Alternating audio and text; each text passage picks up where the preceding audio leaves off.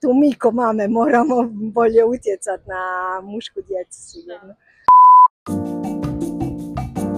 Bok ekipa, moje ime je Petra i dobrodošli u novu ediciju Teta u gradu gdje rušimo stigmu, menstruacije i menopauze. Mislim da ne, mislim da toga uopće nema kod nas. Pa možda da, ajde, iako u moje vrijeme te niko nije pitao ništa. Što mislim da nema. Da.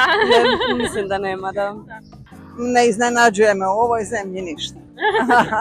Mislim, evo imam neke prijateljice koje baš imaju problema na tom polju i često moraju uzeti posebno bolovanje, tako da mislim da nemaju baš razumijevanja. Ne bi se ni sa tim složila, mislim da je to jedna jako vrlo bitna tema. Zato što je vjerojatno su privatnici sve i to ih onda košta.